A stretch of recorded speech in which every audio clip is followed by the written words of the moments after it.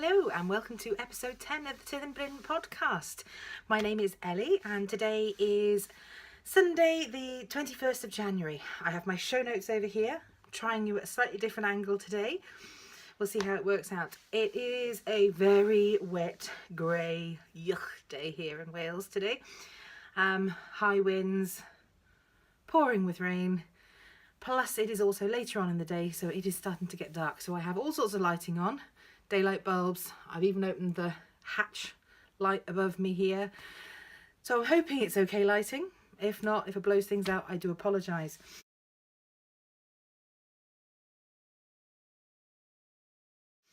So, on to the knitting. Knitting. I have, stretching over here, finished James's vanilla socks. I do like vanilla socks. You can just knit round and round. They've still got, I've woven in the ends, haven't cut them off yet, just purely to stop him from wearing them before I podcasted about them. I don't know if you saw on my, I think I put it on my Instagram feed, he managed to, the same day that William put his toe through his sock, when I last podcast, James managed to do the same by the evening and has literally cut a massive hole down one side of his sock. So I've got 2 pairs of socks now to fix. Yay! And yeah, hurrah. So I have finished these. I didn't want him putting his toes through them before I managed to podcast about them. It is the Regia 4 Fadig colour in the colourway Party. And I rather like it. It feels nice and good and hard wearing. And I can now cut the ends off. So he can then have them to wear. So that'll stop him moaning about not having his new socks to wear. So that's my finished object. Only the one finished object this time. I do have a hoe in my little thimble and thread bag here. My hoe is inside out and with all the ends. Again, I've woven them in, haven't trimmed them off. Is a toddler sock. And that is using up some of the leftovers that I had from some of my Christmas sock knitting. So he has one sock and I have cast on for the other one. But literally that's all I have done. I have cast it on. There is not even any sock to poke out of the hole. It is literally cast on, ready to get going on tonight. So we have a hoe. And last but not least, I have started working on a bit of secret knitting, but I'm going to show you a bit of it. I have this wonderful River Knits yarn, and this isn't really doing it huge amounts of justice, I don't think. Come on, focus.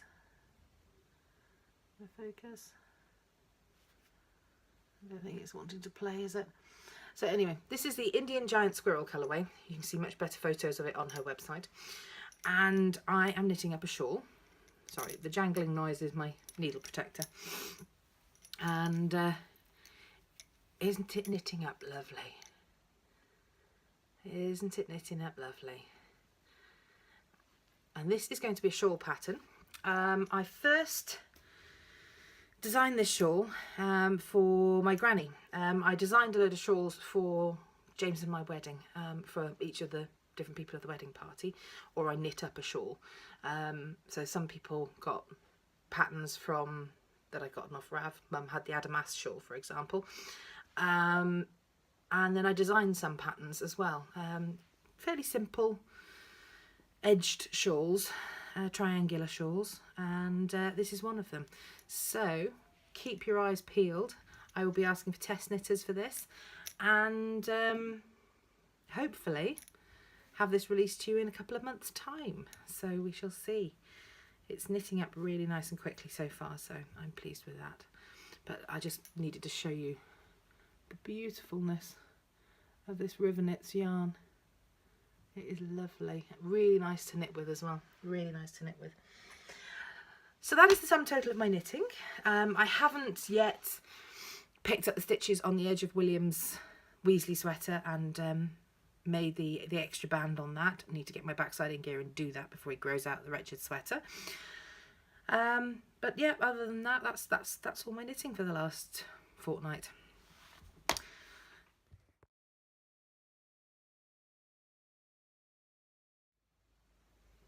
So on to spinning. I can't remember whether I showed you any of this the last time around I podcast. I have skeined up mystery yarn. Absolutely no idea. Absolutely no idea what this yarn is. Could be BFL, might not be.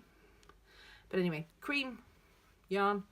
I have wound it on the Niddy Noddy, and I think roughly each of these skeins of yarn that I've skeined up is about 143 meters, which would make it, for 100 grams, which would make it around about a chunky weight. Haven't done the wraps per inch yet, but yeah, we'll try that one at some point, I think, when I come to want to actually do something with it. So this is the plain cream one. This one was already actually on a bobbin. This was like a bonus yarn I found when I went hunting for another bobbin to ply my next one, the BFL by Sarah's Texture Crafts onto. I found this ready plied, just waiting to come off the bobbin, so took it off, got hold of the extra bobbin, and mystery random bonus yarn. Always good. So this next one, again, it's probably about a chunky weight, is Sarah's Textures Crafts, which you can't get any longer because she stopped doing them. But look at those colours. I love it. It's beautiful. Really is a lovely colour. I have no idea what the colourway was called. Lost all the labels probably way before the move, to be fair. So that one I have finished this year so far, and the other one that I've completely finished is this one, which is definitely about 145 meters, and this is Wheeldale Wool Crafts. Keep forgetting this one. I can never remember what or where this comes from, but I've written it down on my show notes over here. It is Wheeldale Wool Crafts Merino Silk Blend, and it's the Heathers colourway. And look at the sheen on that, though, with all that silk in it. Spun up like absolute butter, which I find sometimes a little frustrating because it shoots through your fingers and you have to reattach. And I'm not so great at the reattaching. It makes it a bit big and bobbly. Yeah, so this is about 145 meters with 100 grams, which again maybe a chunky. Again, haven't done the wraps per inch. Need to sit and wash and thwack all three to set the yarns. All three of the ones that I've finished and skeined. So I shall do that at some point this week. And I have also spun up some. This is Masham singles. So it's not hugely consistent. There's a bit bobbly bits in places. But I am getting thinner. It is getting thinner, it is getting better. My singles are improving. So that's Masham, that's the darkest colour of the one I had. That's a really, really dark brown. It's blowing it out a bit on the thing. But yes, it's really, really dark brown, probably best here. It shows you the more direct colour of it. It came in 4 shades, 50 grams of each. I didn't read the label before I started. Didn't realise that it was 200 grams, not 100 grams, just wasn't really paying attention, to be fair. So what I decided to do was to have a go at Navajo plying or chain plying, which makes a 3-ply yarn, but it keeps the colourway together. So, as I said, there were 4 colours of this Masham. There was cream, ta-da! There's a biscuity shade, which is right, I don't know if I'll be able to squiggle out, there's a biscuity shade there underneath the cream. Then there's a sort of a medium brown, and then that really, really dark brown. So I decided to Navajo ply it because it would keep the colour together, so I wouldn't have any barber poled. If I plied the two together, I'd have to ply half of it and then ply the other half of it because it wouldn't all fit on one bobbin. I haven't got any jumbo bobbins for my Ashford Kiwi. I don't know, do they do these?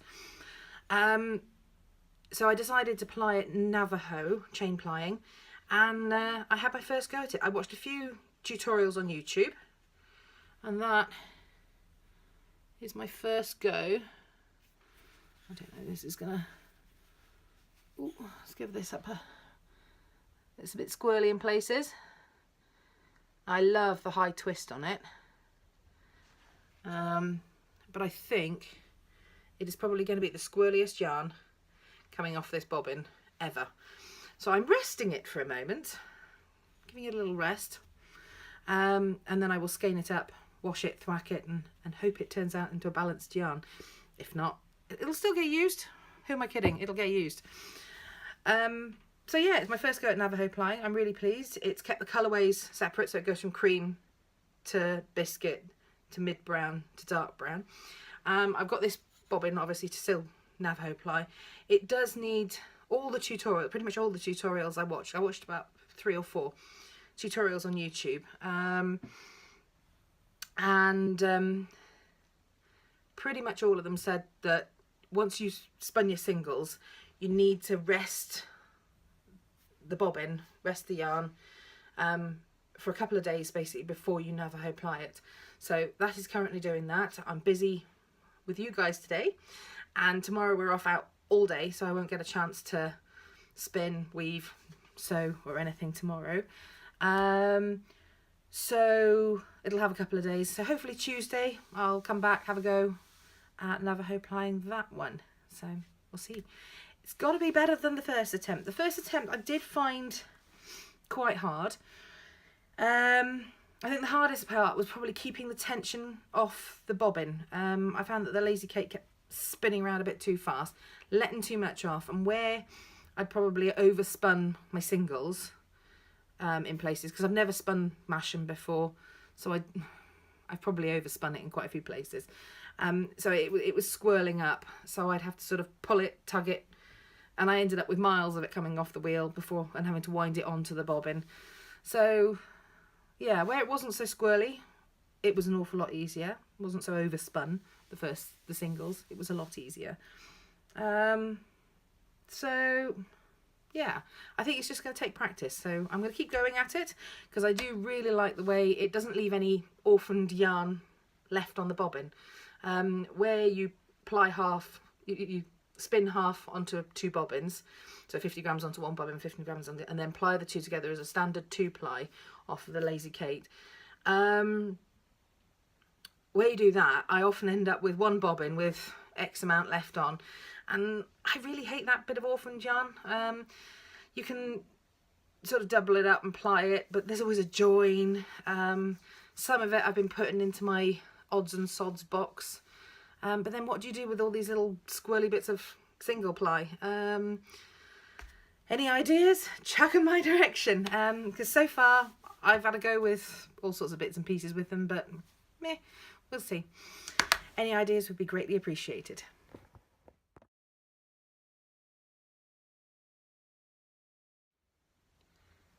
So, sewing. I have 3 finished objects, which puts me on track for my 1 finished object per week this year, which is what I want to try and do. So the first one up is the Fitted Tee by Elemento Patterns. I love this. I love the way it opens. Yeah, you get all these little posh openings at the top. Again, getting the t-shirt off over the shoulders in case of horrendous grossness from down below. The only thing I took into consideration is chest measurements. It fits lovely. It fits really nicely on everywhere, barring the length. I always forget that my son has got an extraordinarily long body. So I'm going to remake this. This one's going to go into the box for the new baby. It'll go in probably into a clothing size down on what William is now. So it'll go in for the new baby, and I'm going to make him another one, and I'm going to add a couple of inches to the length of the whole t-shirt. I was pretty good with my seams on this one, but still I think I need to measure all of my seams. I think I'm overestimating, underestimating.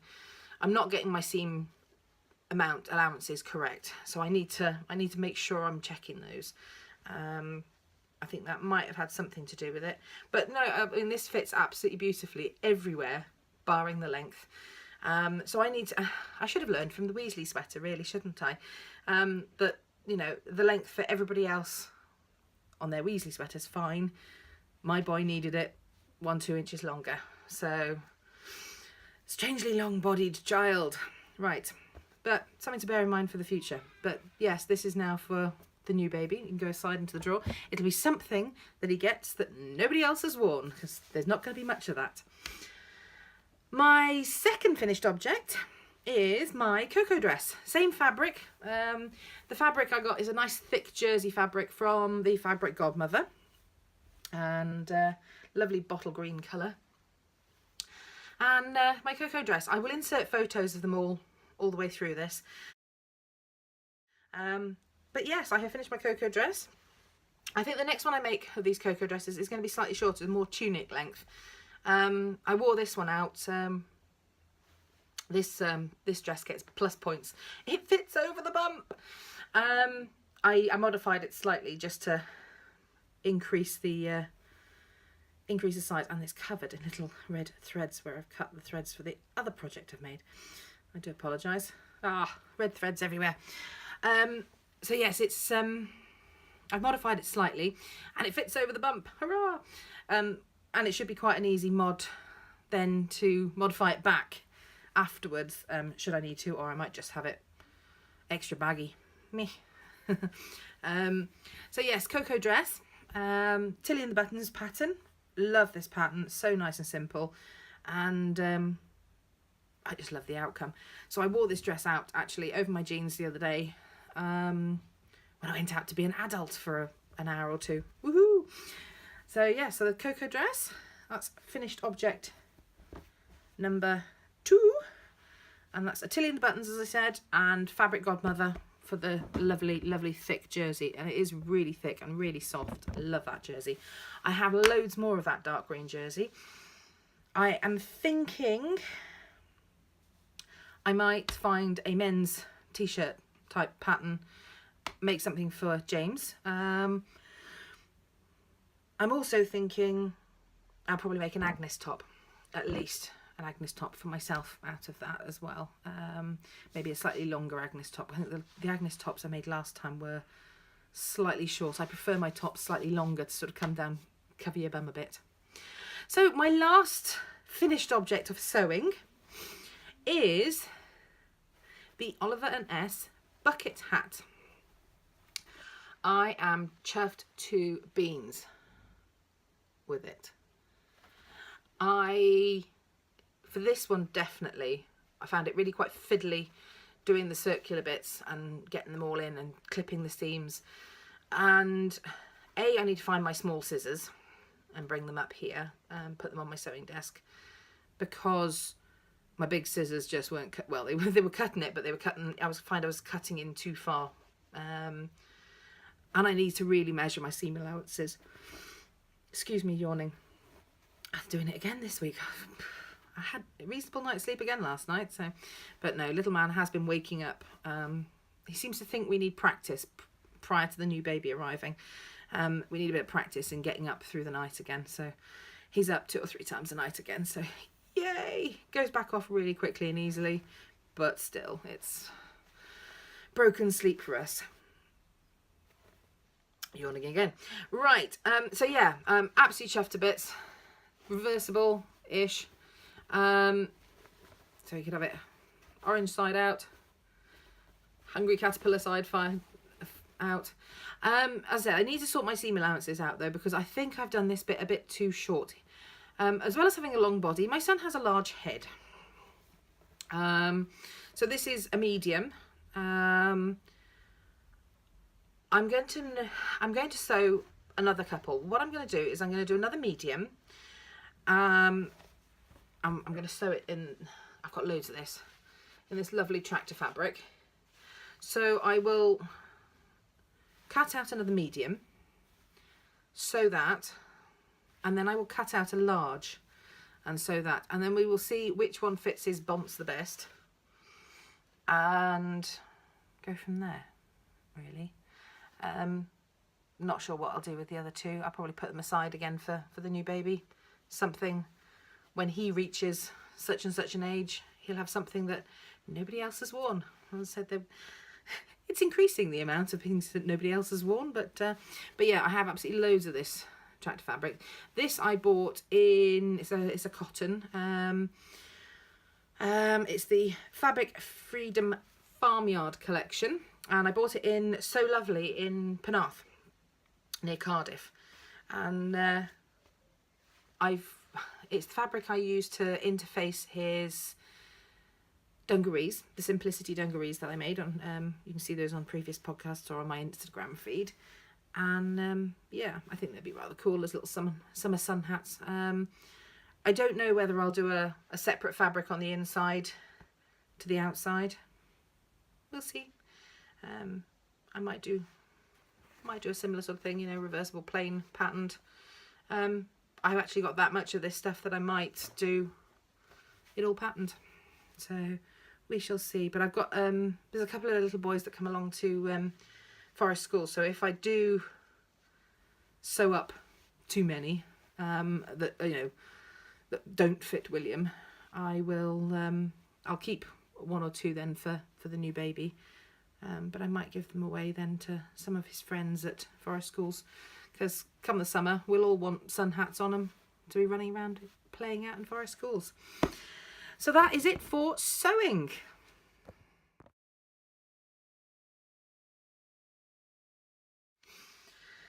Right, weaving. Weaving, I am over halfway up the loom now, up the Brinkley loom.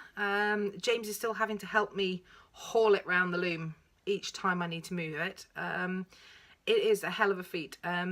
Literally, it is clamped down in two places, and James hangs onto one end and I haul it round. It does take quite a lot of pulling to get it to come round the loom.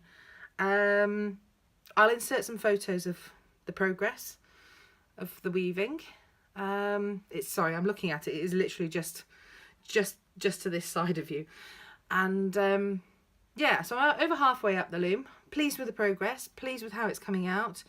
And yeah, it's just blooming hard work to get it to come around the loom.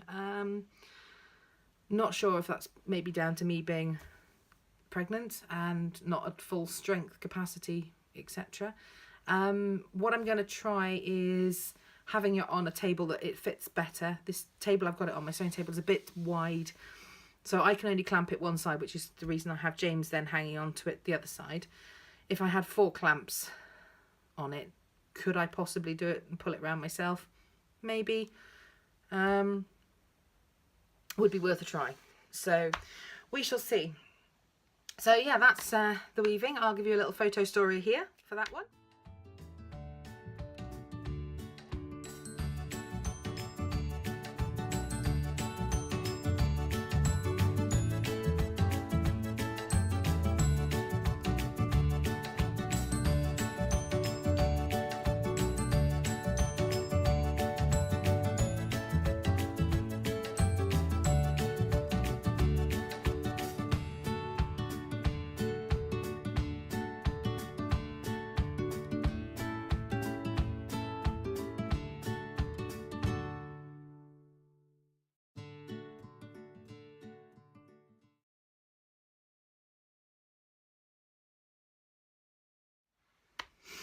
So, shop update. I have finally, it's not all of the alpaca, but I have got 3 out of the 4 cones of alpaca in the shop. So that's Tyddyn Bryn on Etsy.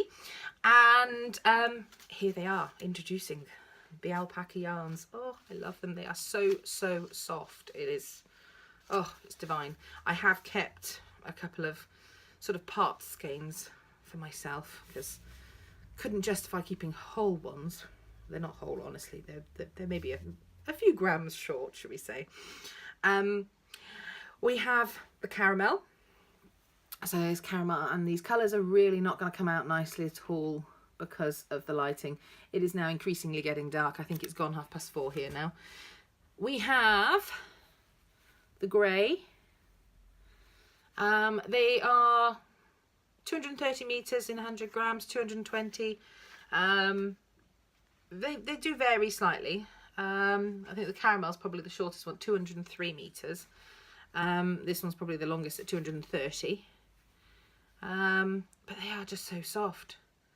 So they sort of vary, sort of roughly, I'd say a DK to a worsted Aran weight, would probably be their knit style. As I'm yet to knit some. I have, my lovely mum is casting on some, I think today, to do some testing for me of one of my patterns. So we shall see how that that one knits up. And then this is the charcoal. And again, I love it. It's really quite variegated once you get into there. So yeah, so we've got the charcoal. I've still got the black to skein up. I've probably got the most of the black actually, but all of these are limited edition in the shop. Once they sell out, I will not be doing any more of these, mainly because we've moved away now from the alpacas I got these ones from, and any alpaca I get now, I will be looking at blending it. I'm looking at getting some other fleeces in before we get our own stock. This is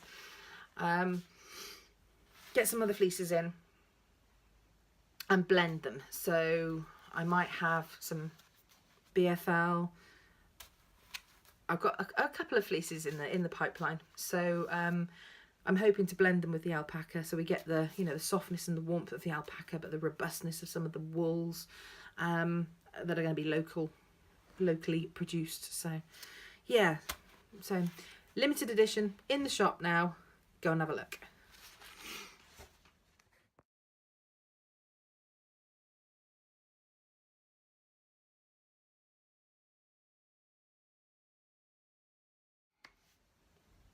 Okay, so the other part of the shop update then is patterns.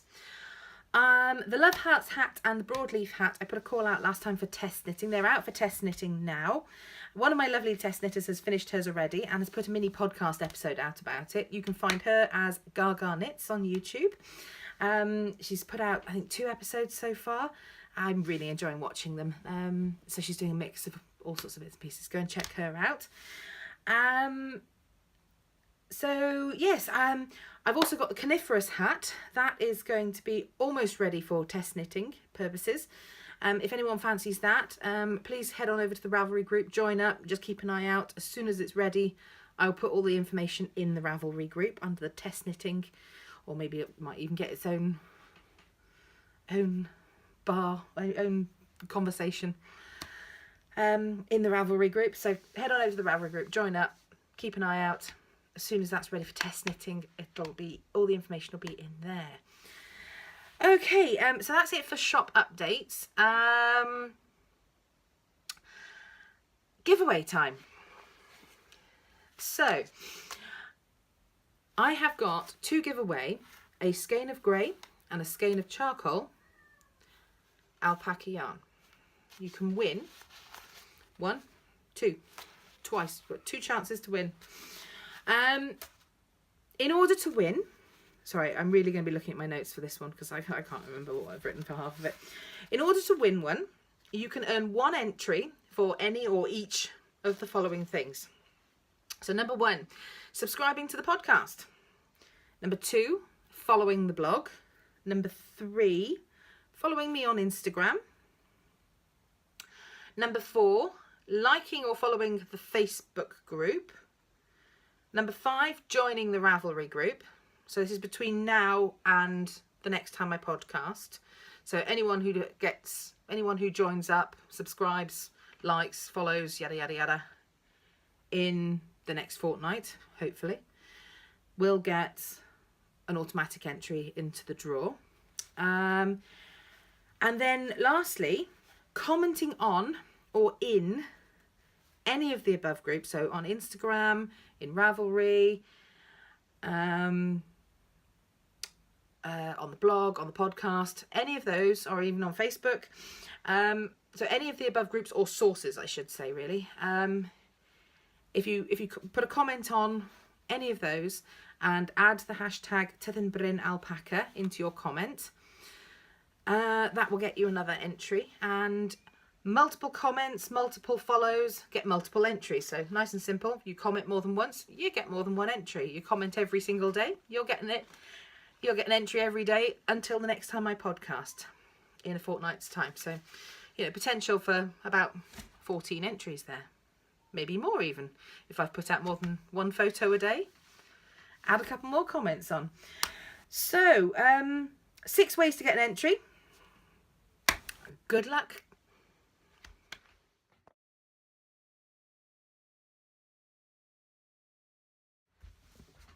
Okay, moving along to woodwork. I have started to make some hazel panels. Basically to cover up, we have gaping holes. So where our sunken veg garden used to be a slurry pit, it had holes in the wall basically for them to just shovel the cow poop out through the hole in the wall. So James has been working hard at starting to put block work along the bottom to make it solid enough to have little vehicles like little diggers and bikes crashed into, as my son is wont to do. But the top half, we've decided that we're going to have a go at making some hazel panels to cover over. So we have started to make one. We're now thinking hazel and willow, purely because we've got a lot more willow accessible around the place. We seem to have coppiced more of that and had a lot more stem regrowth on that this year than we have had the hazel. Plus a lot of the hazels in the hedges that we had cut not long ago. So we should have probably started this project a little sooner. But yeah, so that's my woodworking for this this section. I'll show you a few photos here.